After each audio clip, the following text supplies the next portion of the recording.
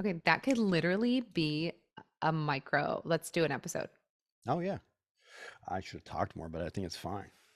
I was just worried that it was going to ruin you, like using it for some other resource if I was No, babbling over you. You know what I mean? no, that was perfect. I think you chimed in just enough. So Good. we have a bonus episode. So exciting.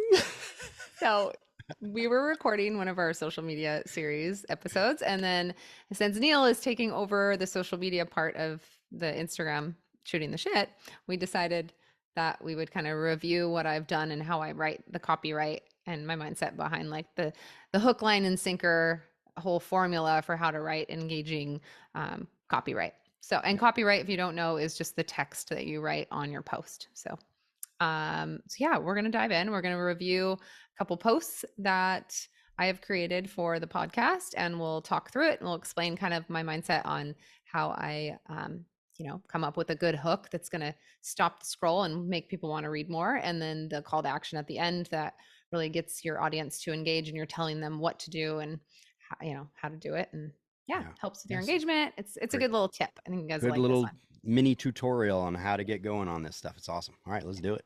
All right, here we go. Yeah, man. All right. So when you're writing copyright, you want to structure it in like a 3 paragraph or 3 sentence structure. So you're going to write out whatever your content is, what you want to write. And then we need to have the first sentence needs to be your scroll stopper. So that needs to be your hook. Okay. So your hook is what's going to make them want to read more. So you're going to pick your most outrageous, craziest part of your whole content that you're writing or your whole copyright post that you're writing and put that up top. So clients will pay for good service. It's not always about the cheapest in town when it comes to hiring a real estate photographer. That actually, I think, it's not always about the cheapest in town. That's a better hook than clients will pay for good service, don't you think?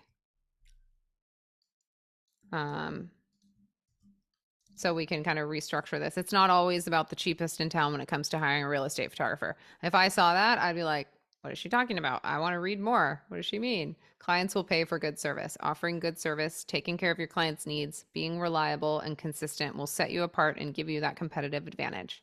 Know your worth and change appropriately. Have you had anyone say they hire you for your quality service? Do tell in the comments below. Okay, so this is your call to action here at the bottom, that last sentence. So you've got your hook at the very top. And when you're scrolling on social media, you can only see the first line of the copyright usually when they're scrolling on the feed. So you need to make sure that top line is just something real juicy and good that's going to grab their attention and make them want to keep reading.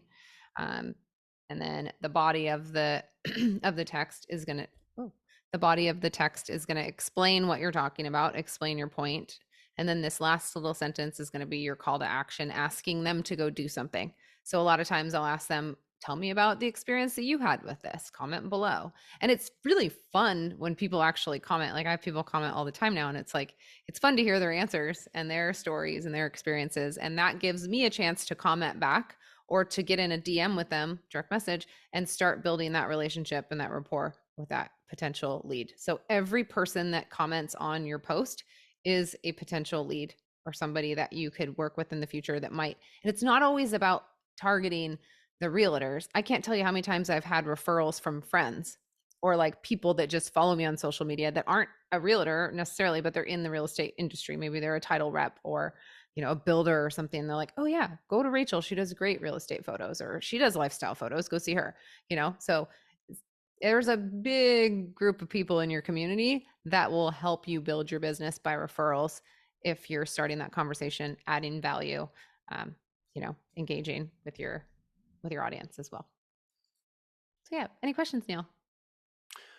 No, that's good. I like that. That's awesome.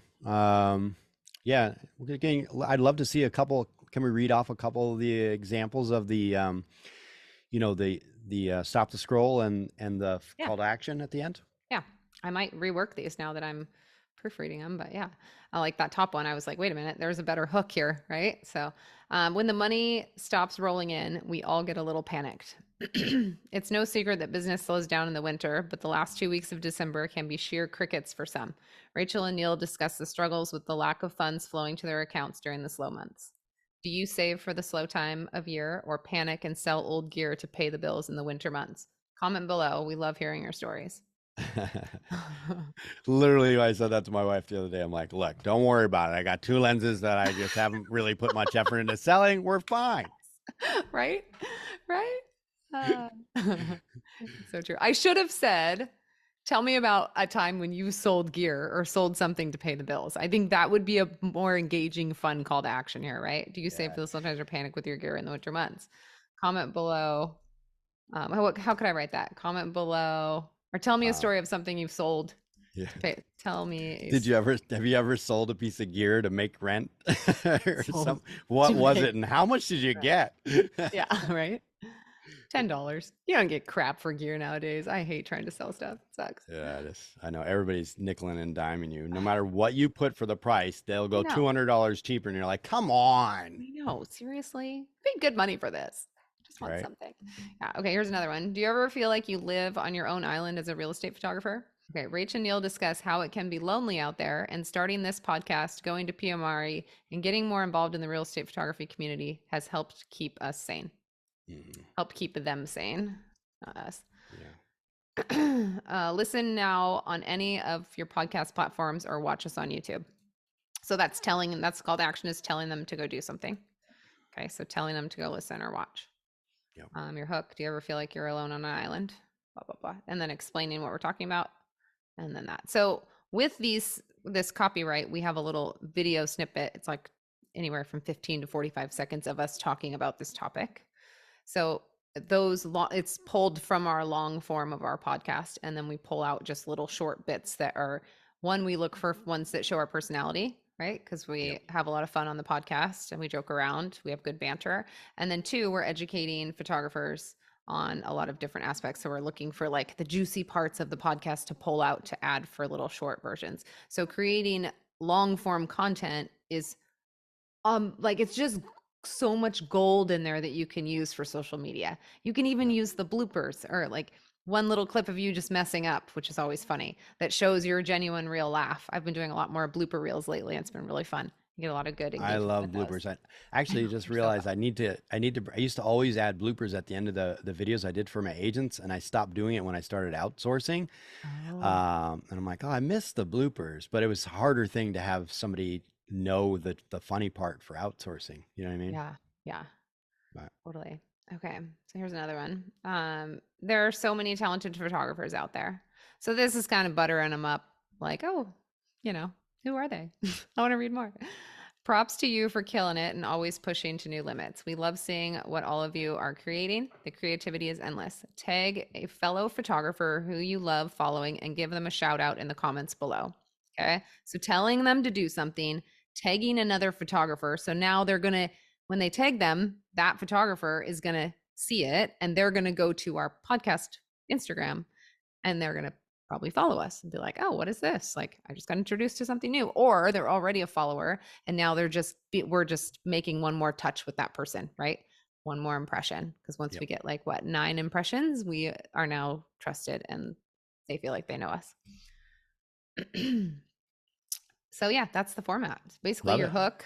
Yep. Right. I usually come up with the hook first and then write the body Hmm. and then do my call to action. But you can see, like, you can just write the body of what you want to say and Yeah. then pull out that hook and put it at the top if Yeah. it works for your structure of your Right. sentences and stuff. But these aren't like full long explanations. It's pretty short and to the point, but we're adding value. We're offering a little bit of our personality in there in the copyright. Um, Yeah.